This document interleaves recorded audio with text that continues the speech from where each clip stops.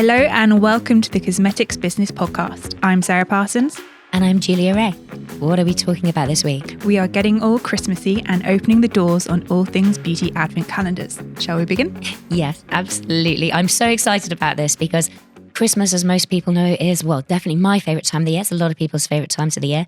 And I feel like every brand and its mother and its dog has brought out a really great advent calendar so far this year. And, looking at some of them, we have Lush has done its pool headquarters as an advent calendar. Yep.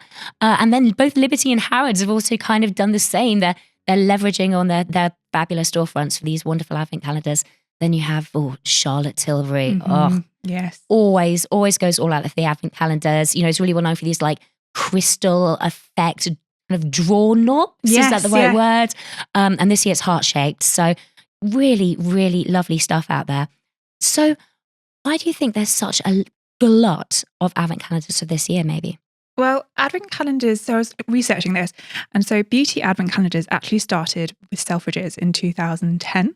That doesn't surprise me. In fact, I think I remember reporting on that and thinking, this is fantastic. Why hasn't anyone done this before? Mm-hmm. It was always chocolate, wasn't it? Yes, always chocolate. And obviously now beauty has just boomed with it, and we're seeing other categories like whiskey, and even I've seen like homeware china brands. I saw cheese. Ooh. Cheese. For God's sake. Yeah, anything. I mean, provided it lasts long enough, you can do almost anything in an advent calendar. Exactly.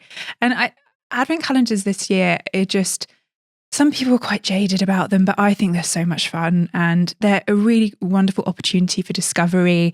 They resonate with people of all ages. People like to say Gen Z love exploration and discovery, but I don't think so. They just make a wonderful gift, and they're all decorative. I personally, my favourites are always the Liberty one. I love Liberty. I think in the UK, Liberty... Well, they do everything beautifully. Anything they've done, their own branding is absolutely stunning. Absolutely. And the fact that you've got a little miniature, beautiful building on your desk or your dressing table, wherever you keep your advent calendar. So I love that one. And I personally love like L'Occitane's, the reusable concept that they have. Yes, that's fantastic, isn't it? Mm-hmm. So I love those. And this year it's taken off, and we're seeing a huge, it takes off every year, but every year it's out competing what they did the previous year and out competing their competitors. I do wonder if this, and I feel like this year there's particularly been a lot of sort of store oriented ones for, these big, obviously they're big beauty halls and stuff. And I think that's very clever, because obviously the run up to Christmas, when you're walking down, Oxford Street or Regent Street, it's part, the storefronts are part of that Christmas vibe. It gets, I think, everyone in the mood for that period. Yeah. And advent calendars are very much into that. It's that countdown to Christmas. And it almost reflects, I think, it almost becomes part of the storefront look that all of these beautiful department stores come out with and have come out with for years. So I really like that link there. I feel there's some interesting riffs on the advent calendar this year. So obviously the standard is, you get 24, 25 little windows, and they're often miniatures.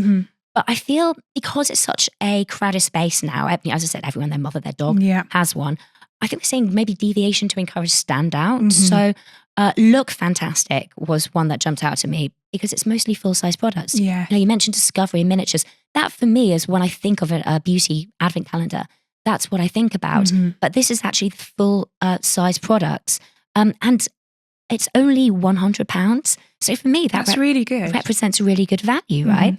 And you're also getting those brands who are not necessarily doing what I would call full advent. So some are doing 12 days of Christmas, like Partridge, Pear Tree, like the song.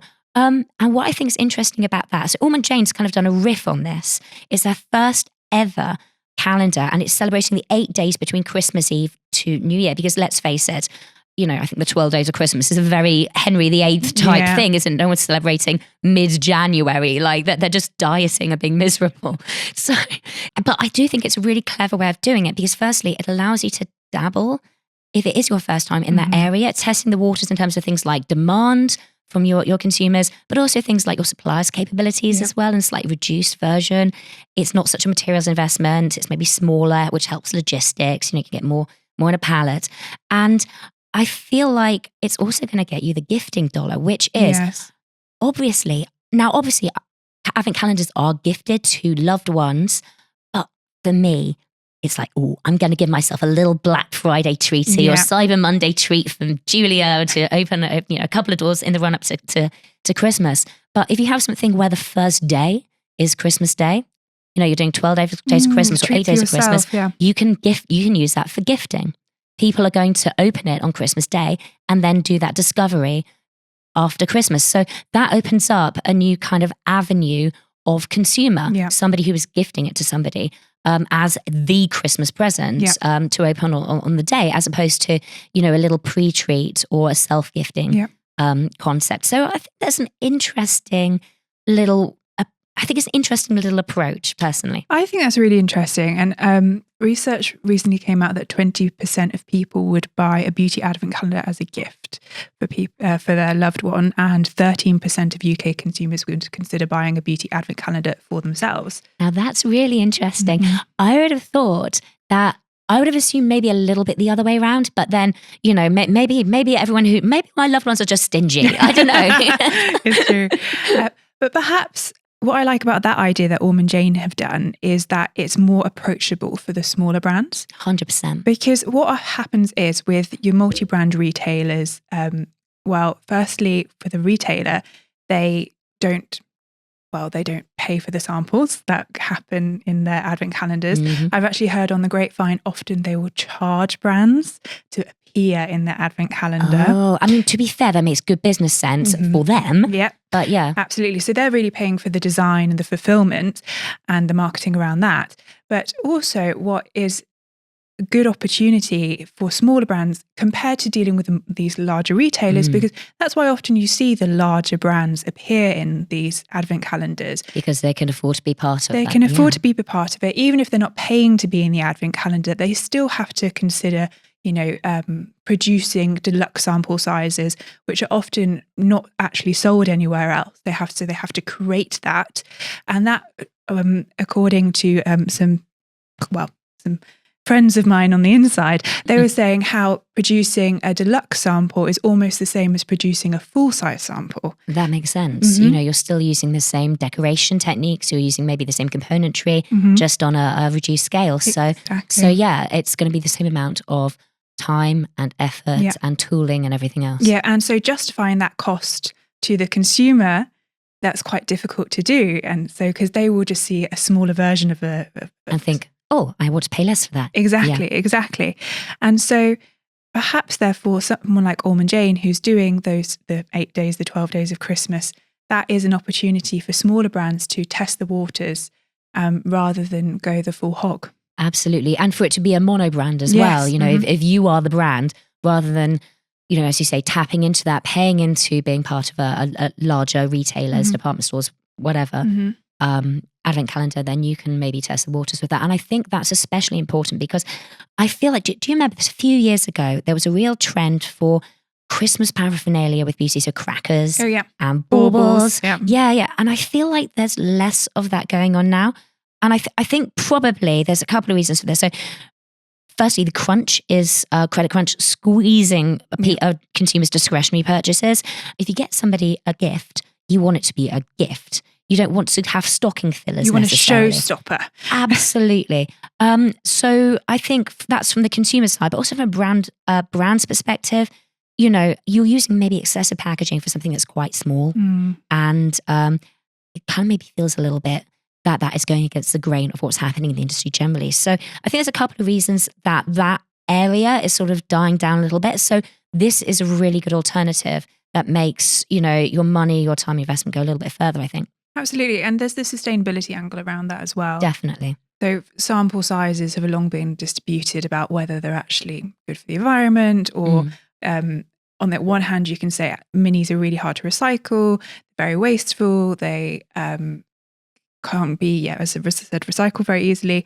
But on the flip side, if someone's buying a larger product and they aren't barely using any of it, well, that's incredibly wasteful as well. Which means that trialing is a really good way of going, oh, actually, I want to invest in this, as opposed to investing and going, oh, that's not really about me. No, and then lobbing it down the drain. So. Yeah, exactly. And whereas advent calendars versus the beauty box craze that has happened for a while and we haven't, seems to be disappearing out a little bit.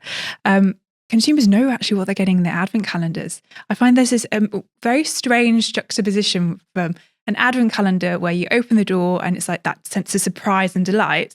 But actually, when you're marketing an advent calendar, you're showing everything that's in there as well. This is true. I do wonder though, do they show the date? Because that's the thing. If it's behind a little door and you don't know what it is, you know you're going to get it at some point. But there's that maybe element of surprise of going, oh, I wonder which one this will be. You know it's going to be one of 24 products. But there's something quite fun about it. It's like guessing the shape of your present. You know one's going to be wine, but you're like, oh, do you know what I mean? Like you're squeezing the present under the tree. So maybe there's that kind of element that's brought in a little bit there. One of the things I find really interesting is, as you mention about the sustainability side, you mentioned lots of tanzwine, which is absolutely fantastic. Yeah. I think it's a tote bag. Is that the idea? It rolls into a tote bag. Yeah, so it's like a makeup artist tote bag. Oh, fantastic. And so you do have stuff like that, which is quite, I'd say, conceptual. Historically, I find Lush has been really good at doing that. But even for example, the traditionally luxe-looking calendars, the ones that you look at and go, oh, the ones we just mentioned. What we're seeing here, there is like small micro adjustments to be greener. Okay. So for example, you're reducing laminates, people using cellulose-based laminates to get that luxury look, but maybe with less of a negative impact. We've seen reductions in things like foil usage. And for example, magnets. The removal of magnets in beauty packaging generally has been a story. Magnets are satisfying. They're heavy. They give that luxury click. I hope that my little noise there gave an impression. But the same as closing a luxury car door. 100%, when it goes really slowly and then just goes and just cut. Yeah, lovely. And you can see why they do it. It's like these little cues for luxury. But for example, magnets are being taken out and they're being replaced by things like tabs, which are going to have less of an impact on the recyclability of the packaging. So there's lots of little micro adjustments. And actually, I would really recommend checking out Alessandro Carrara.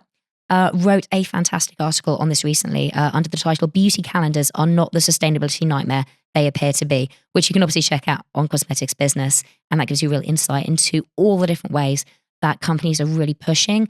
And this is both from the brand side, but also the manufacturer side. And, talk to your suppliers. If you have an idea of what you want, they are going to be able to implement something. And if they're not, they can give you maybe another way around it.